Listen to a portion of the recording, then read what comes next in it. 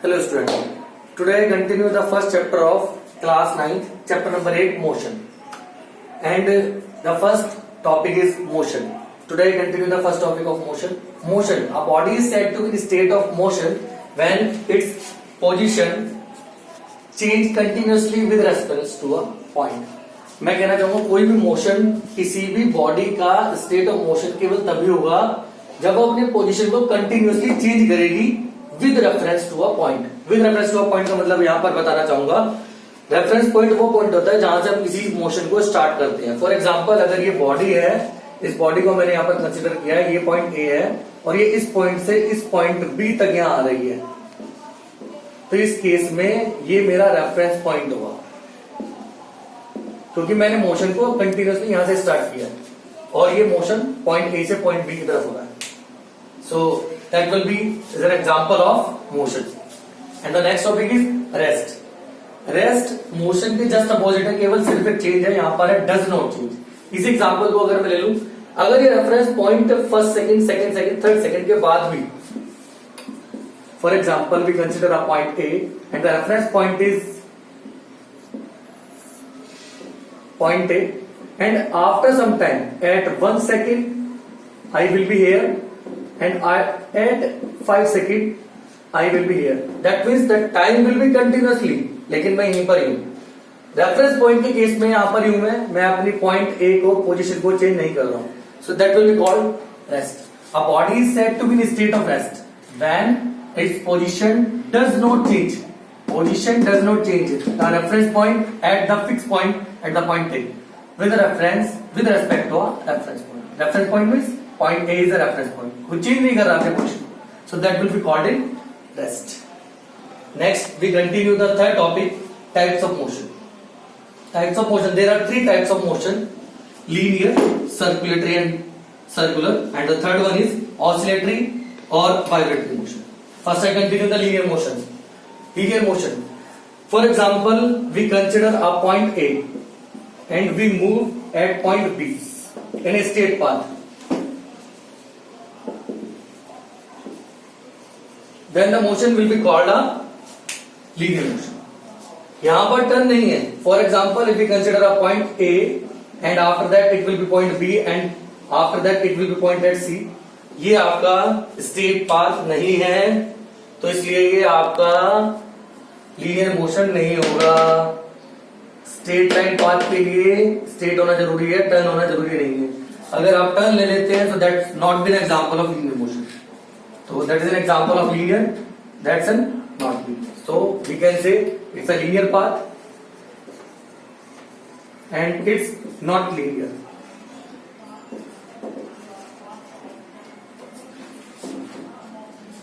And the next one is circular or circulatory motion. That will be considered. इसके name से ही आप देख सकते हैं, सर्कुलर मीन्स जहां पर हम सर्कल की फॉर्म में चले. फॉर एग्जाम्पल एक पॉइंट ए एक सर्कुलर पाथ मूव करके दोबारा इसी पॉइंट पर रिटर्न करता है, पॉइंट ए पर, इसकी रेडियस आर है, और ये मूव करके दोबारा इसी पॉइंट पर अगर आ जाता है, so that will be a circular path. तो ये सर्कुलर मोशन. इस पॉइंट ए ने एक सर्कुलर पाथ मूव किया है. Circular or circulatory motion. Whenever we move on a circular path, move in a circle, then it will be called a circulatory or circular motion. अगर मैं किसी circular path को move करता हूं, एक circle की फॉर्म में चलता हूं, so that will be a circular path. Oscillatory और vibratory motion. इसके नाम से मैं आपको क्लियर करना चाहूंगा, कंटिन्यू करना चाहेंगे. ऑसिलेटरी और वाइब्रेटरी मोशन, इसके बारे में बात करना चाहूंगा. यहाँ पर एक वर्ड आता है to and fro. To and fro path. To and fro path बताना चाहूंगा. For example we consider a simple pendulum clock. इस तरीके की क्लॉक आपने देखी होगी जिसमें जो है सिंपल पेंडुलम इस तरीके से मूव करता रहता है. इस सिंपल पेंडुलम के बारे में बात करना चाहूंगा. इस तरीके की सिंपल पेंडुलम क्लॉक मैंने यहाँ पर ये वाली जो पोजीशन है इसके यहाँ पर मेंटेन किया है. इसकी इस वाली कंडीशन को हम बोलते हैं टू कंडीशन. जब पेंडुलम क्लॉक इधर आएगी, so that will be called two condition. Move होकर इधर आती है, that will be flow condition, and the middle position will be called the mean or origin. अब ये कंडीशन इस तरीके से मान सकते हैं कि एक छोटा सा धागा आपने एक स्टोन से बांध के और आपने उसे जो टिप किया, लटका दिया, वो इस तरीके से मूव कर रहा है. इस वाली कंडीशन को हमने टू कहा, इस वाली कंडीशन को फ्रो, और ये बार बार इसकी मीन पोजीशन पर आता है, so that will be called origin और मीन पोजीशन। इसके इस तरीके के मोशन को हमने यहाँ पर ऑसिलेटरी या वाइब्रेटरी मोशन कहा है। आइए इसके बारे में डेफिनेशन क्लियर करना चाहेंगे। To and fro path with reference respect to the origin, यानी कि ओरिजिन की रेस्पेक्ट में अगर to and fro path motion होता है, so that motion will be called the vibratory और oscillatory motion. That's an example. Continue the topic scalar quantity. Scalar quantity हमारे यहाँ पर क्या होता है, फिजिकल क्वांटिटी। फिजिक्स में क्वांटिटीज को रिप्रेजेंट करने के लिए फिजिकल क्वांटिटी बोलते हैं वर्ड। कोई भी चीज अगर हम रिप्रेजेंट करें, for example 5 metre is a physical quantity, 5 second is a physical quantity. ये सारी क्वांटिटी फिजिकल क्वांटिटीज है, यानी किसी भी चीज को दिखाने के लिए हम जो क्वांटिटी यूज करते हैं that will be called physical quantities. Length एक फिजिकल क्वांटिटी है, टाइम एक फिजिकल क्वांटिटी है। अब स्केलर क्वांटिटी हमने इन्हीं क्वांटिटीज को दो पार्ट में बांटा है, स्केलर और वेक्टर में। Scalar quantities, scalar quantities are those quantities which have magnitude only, जो केवल मैग्नीट्यूड रखते हैं। जैसे फॉर एग्जांपल अगर मैं आपसे बात करना चाहूँ, यहाँ पर एक वर्ड है मैग्नीट्यूड। मैग्नीट्यूड का मतलब समझाना चाहूंगा। मैग्नीट्यूड का मतलब है ओनली मैक्स वैल्यू। जैसे फॉर एग्जांपल अगर मैं 5 मीटर लिख रहा हूं या 5 सेकंड लिख रहा हूं, so that is a value. Metre is the length, second is the timing of, so that will be present the time. तो इस तरीके से किसी भी वैल्यू को अगर मैं लिख देता हूं 5 मीटर, लेकिन केवल मैग्नीट्यूड। अगर स्केलर क्वांटिटी है तो वो केवल मैग्नीट्यूड रखती है। For example we consider 5 metre is the quantity, it is a scalar quantity. लेकिन अगर मैं 5 मीटर साथ में वर्ड और लगा दूं north, so that will be bounded by the direction. Vector quantities वही है। It is a physical quantity that requires both magnitude and direction. जिसमें मैग्नीट्यूड तो है ही, साथ में डायरेक्शन भी ऐड करी गई है, वो वेक्टर क्वांटिटी। इसके एग्जांपल्स दूंगा। डिस्टेंस, मैंने 5 मीटर लिखा, दैट इज अ डिस्टेंस। अगर मैंने 5 मीटर नॉट लिख दिया, सो that will be a displacement. Examples distance and displacement. Distance which have only magnitude, 5 meter note which has displacement because it has direction। Distance displacement मेरे next topic यही है। बताना चाहूंगा इसका कॉन्सेप्ट डिस्टेंस और displacement क्या। फॉर एग्जांपल मैं एक पॉइंट ए से पॉइंट बी तक जा रहा हूं, इसको जाने का एक रास्ता ये, रास्ता ये है। अगर मैं बात करूं तो मुझे पता है कि ये मेरा एक्चुअल पाथ है और ये मेरा शॉर्टेस्ट पाथ है। इसमें मुझे पता है शॉर्टेस्ट कब हो जाए, मैंने डायरेक्शन फाइंड की है कि मैं इस डायरेक्शन से जाऊंगा तो शॉर्टेस्ट पड़ेगा। और ये एक्चुअल पाथ है, मैं इस तरीके से जा रहा था पहले, ये एक्चुअल पाथ है। अब मैंने ये लिखा है distance, it is the actual path travelled by the body in any direction. किसी डायरेक्शन में चले वो एक्चुअल पाथ चल रहा है, तब मैं उसे कहूंगा distance. For example Ramesh travel 65 kilometre, Ramesh ने पॉइंट ए से पॉइंट बी तक 65 किलोमीटर चल रहा है, इस एग्जांपल को मैं डिस्टेंस कहूंगा। लेकिन अगर मैं इसी 65 किलोमीटर के साथ में नॉर्थ वेस्ट डायरेक्शन, मैंने एग्जांपल दिया भी है, डिस्टेंस का मैंने एग्जांपल दिया, डिस्प्लेसमेंट के लिए मैंने डिस्प्लेसमेंट के एग्जांपल रमेश ट्रेवल 65 किलोमीटर इन नॉर्थ वेस्ट डायरेक्शन। यहाँ बाइंडेड होगा direction that will be given, so that is the difference of direction. And the second thing is, ये शॉर्टेस्ट कब होगा, जब मैं इसे डिस्टेंस के साथ में डायरेक्शन भी दे रहा हूं। डिस्प्लेसमेंट, आइए पहले डिस्टेंस के बारे में। It is the actual path travelled by the body in any direction. किसी भी डायरेक्शन में अगर मैं ट्रेवल कर रहा हूं वो एक्चुअल पाथ है। जैसे फॉर एग्जांपल ये एक्चुअल पाथ मैंने ट्रेवल किया और इसकी ऐसा यूनिट मीटर है, इसको एस से डिनोट करते हैं, स्मॉल एस से। और ये स्केलर क्वांटिटी क्योंकि केवल मैग्नीट्यूड रखता है, वैल्यू रखता है केवल। और डिस्प्लेसमेंट, ये शॉर्टेस्ट पाथ है किसी भी इनिशियल और फाइनल पॉइंट। ये इनिशियल है, ये फाइनल है। मैंने दोनों के बीच में शॉर्टेस्ट फाइंड आउट किया, सो that will B shortest path, so it is the displacement and that is the distance। और इसमें लिखा हुआ है इन पर्टिकुलर डायरेक्शन। ऑब्जेक्ट की जो पोजीशन है वो पर्टिकुलर डायरेक्शन में होनी चाहिए, बाइंडेड होनी चाहिए, उसमें बाइंड किया हुआ है किस डायरेक्शन चलेंगे। सेम थिंग, ये डिनोटेड करी गई है एस से, ये मीटर इसकी यूनिट है और ये vector quantity.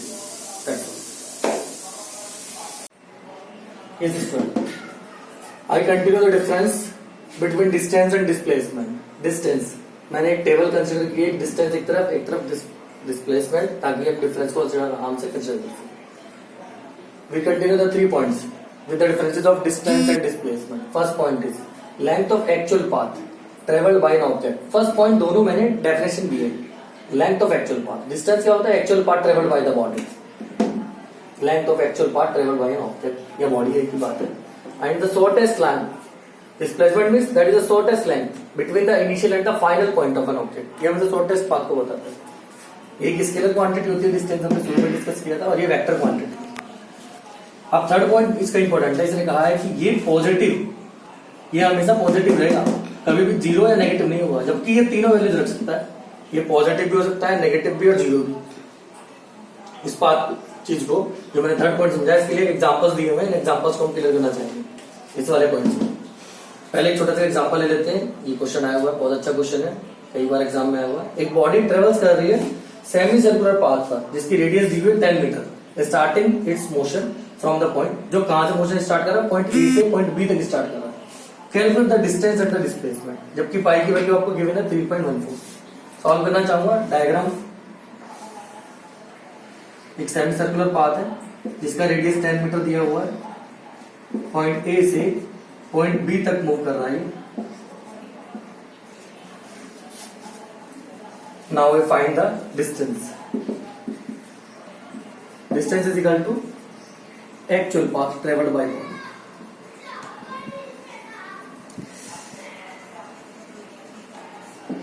Actual path actually कहां चला, ये चला गया, यहां से पॉइंट ए से पॉइंट बी तक एक्चुअल पाथ चल रहा है। हमने पढ़ा हुआ है कि टोटल किसी सर्कल का, अगर किसी सर्कुलर का पूरा सर्कमफ्रेंस हम लेते तो सर्कमफ्रेंस का फॉर्मूला हमने पढ़ा हुआ है 2 पाई। फुल सर्किल का, पूरा सर्किल का अगर आधा ले तो सर्कमफ्रेंस आधी हो जाएगी, so that will be considered as pi.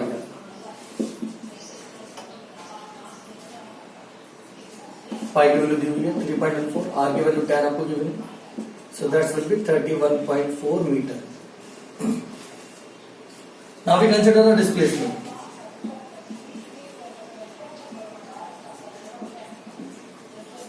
Displacement के बारे में अगर मैं बात करूं, it is the shortest path. एक रास्ता ये है और एक रास्ता ये है हमारे पास। ये वाला जो रास्ता हम चल रहे हैं that is the shortest path. ये लंबा है, शॉर्टेस्ट। ये एक्चुअल पाथ है, ये शॉर्टेस्ट है।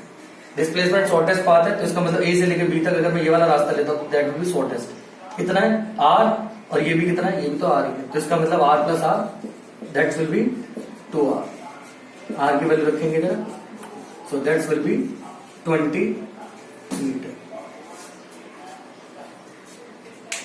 अब एक क्वेश्चन आता है इसी के तरीके का, क्योंकि हम ये समझ रहे थे वाला पॉइंट कि ऐसा कब पॉसिबल है कि पॉजिटिव नेगेटिव। जरा ध्यान से देखिए, अगर मैं बात कर रहा हूं, एक क्वेश्चन और ले लेता हूं मैंने आपको एक सेमी सर्कुलर की जगह फुल सर्कुलर पाथ लिया है, और मैं पॉइंट ए से स्टार्ट कर रहा हूं मोशन को। अब अगर इसे ध्यान से देखूं तो इस केस में डिस्टेंस कितनी होगी, फुल सर्कुलर पाथ में ट्रेवल करा है, that will be 2 pi r. इस केस की वैल्यू निकालता हूं, so that will be 2 pi 3.14 and the radius will be considered as 10 metre, so that will be 31.4 into 2, so that will be 62.8 meter, and the displacement is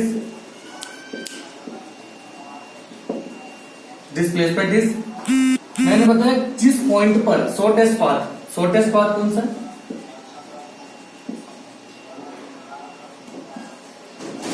shortest path between initial and final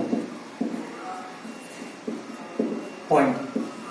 initial भी मेरा point है, यहां से चला यहीं पर ही आ गया। Initial और फाइनल टोटल कितना है, 0, क्योंकि जहां से चला वहीं पर आ गया। मैंने आपको भी बताया था कि डिस्प्लेसमेंट, देखिए डिस्टेंस कभी भी 0 नहीं होगा। यहाँ पे लिखा हुआ it's remain positive, can not be 0। 0 कभी नहीं होगा, देखो ना 0 इस पे हुआ ना 0 इस पे हुआ। लेकिन यहाँ पर देखिए कंप्लीट पाथ ट्रेवल करने पर शॉर्टेस्ट पाथ मैंने जब ट्रेवल करा तो डिस्प्लेसमेंट पूरा 0 हो गया, लिखा हुआ है मैंने। It will be positive negative और